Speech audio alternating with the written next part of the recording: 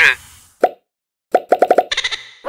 On vous présente les derniers jeux qu'on a essayés. On commence avec Verdant, qui est un jeu pour 1 à 5 joueurs. Les parties d'environ 30 à 45 minutes pour 10 ans et plus. Verdant, c'est un jeu de sélection, en fait, dans un marché. Puis c'est un puzzle qu'on va construire en utilisant des plantes en fonction des différents objectifs ou des pièces dans ce cas-ci. La façon que ça fonctionne, c'est qu'à notre tour, on va choisir une combinaison de jetons et de cartes. Fait que si par exemple, je veux ce jeton ici, je vais choisir soit la carte plante ou soit la carte pièce qui vient avec. Si par exemple, je prends la carte pièce, je vais prendre le jeton et la pièce et je vais mettre un petit pouce sur la carte qui n'a pas été utilisée comme ça. Et ensuite, dans mon jeu, comme ça, je vais pouvoir placer ma carte. Il faut toujours alterner de plantes en pièces toujours, puis on va faire une grille de plusieurs cartes. Puis en fonction des différentes combinaisons, on va faire des points. Comme par exemple, cette carte-là va donner un point pour chaque fleur de type jaune adjacente à cette carte-ci. Aussi, c'est que chaque plante a un certain besoin en lumière. Si on place la plante directement à une pièce qui correspond à cette capacité de lumière-là, comme ici, j'ai le même symbole. C'est pour ça que j'ai pu mettre un petit jeton plante dessus, comme ça. En mettant ma plante, ma pièce ici, je vais pouvoir faire la même chose en plaçant cette carte ici. Je vais pouvoir ajouter un petit jeton ici, comme ça. Et quand on a réussi à avoir le total, comme ici, par exemple, c'est 4, je vais pouvoir retirer mes jetons et mettre un pot de fleurs à la place qui va me donner un bonus de points à la fin de la partie, comme ça. Fait que ça, c'est la mécanique principale de jeu. Sinon, les jetons qu'on va pouvoir chercher, il y a des jetons qui nous permettent d'ajouter des feuilles comme ça sur différentes plantes. Fait que même si ça nous prend seulement qu'un espace libre, il y en a que c'est soit qu'on ajoute comme ici jusqu'à 3 jetons à une plante. Il y en a que c'est une jusqu'à 3 plantes, etc. Sinon, il y a des jetons aussi, si on le fait correspondre, par exemple, le chat jaune dans une pièce jaune, ça va doubler les points qu'on va avoir par rapport à cette carte-là. Donc, en gros, c'est ça la mécanique de jeu.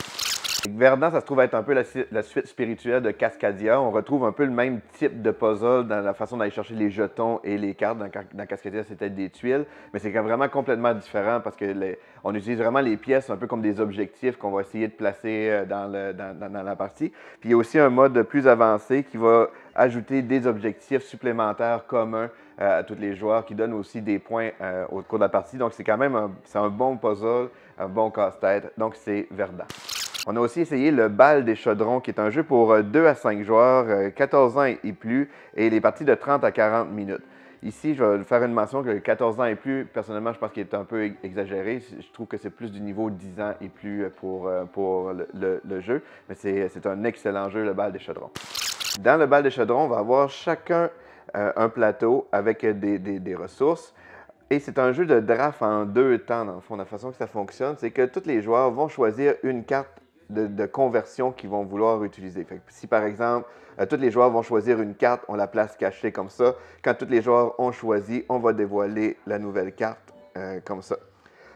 Ensuite, tout le monde en simultané, on peut faire des conversions. Fait qu'avec les ressources qu'on a sur notre plateau, on va pouvoir les utiliser et faire des conversions. Comme ici, je pourrais utiliser mes 2 grenouilles que je vais mettre ici, la petite racine blanche. Et là, ça va me donner un rouge, un noir, un bleu que je vais placer sur ma carte, comme ça.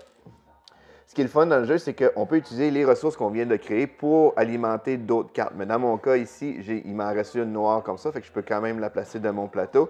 Et je vais placer une noire, une rouge, une bleue comme ça. Tous les joueurs font ça en simultané. Quand que tout le monde est prêt, toutes les ressources qu'on a générées, on les place dans notre chaudron comme ça. Les autres ressources retournent dans la réserve. Et on va donner notre chaudron à notre voisin. Quand je disais qu'on fait du draft en 2 temps, c'est qu'on donne notre chaudron à un voisin et on donne nos cartes à l'autre voisin. Fait qu'on fait vraiment des échanges comme ça. Et notre voisin, il va devoir mettre les ressources sur son plateau. La twist du jeu, puis qui fait que le jeu devient qu'il y a une forte interaction, c'est que si notre voisin reçoit une ressource qu'il ne peut pas mettre, comme ici, il y a une ressource noire qu'il n'est pas capable de mettre, elle nous revient comme ça, puis ça, c'est des points de victoire pour la fin de partie, puis la partie se termine dès qu'un joueur a 5 ressources sur son cercle. Donc, le Bal des Chaudrons, c'est un jeu qui a une forte interaction entre les joueurs parce qu'on donne notre chaudron avec des ressources qu'on veut essayer de faire buster, dans le fond, à notre voisin pour qu'il nous redonne des ressources qui vont devenir nos points de victoire. Puis on donne nos cartes à notre autre voisin.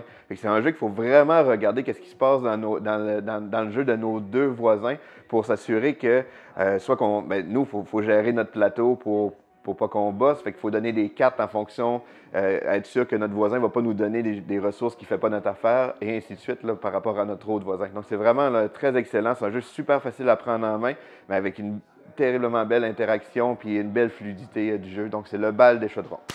On a aussi essayé Mysterium Kids, qui est un jeu pour 2 à 6 joueurs, 6 ans et plus, et les parties d'environ 21 minutes.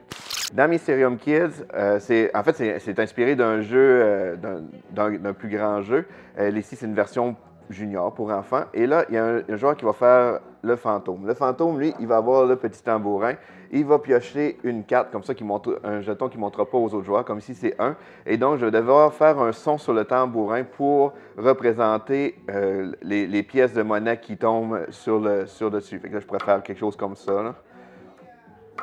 Et là, tous les autres joueurs vont se consulter et s'ils réussissent à deviner la carte, on va la retirer et ils vont tourner une carte trésor et on avance à la prochaine manche. Fait que le but du jeu, c'est de réussir à avoir le maximum d'étoiles quand que la lune se rend jusqu'au bout du trajet. Donc, Mysterium Kids, comme je disais, c'est un jeu c'est une version junior d'un plus grand jeu aussi qui est d'interprétation d'images. C'est un jeu vraiment excellent, un mélange de clous et de mystères et d'interprétation d'images. Ici, on joue vraiment avec le son, ce qui est très original. C'est super dynamique pour jouer avec les enfants aussi. Puis ça travaille vraiment la créativité pour savoir comment utiliser le tambourin pour faire différents sons. Donc, c'est un très bon jeu qui est Mysterium Kids.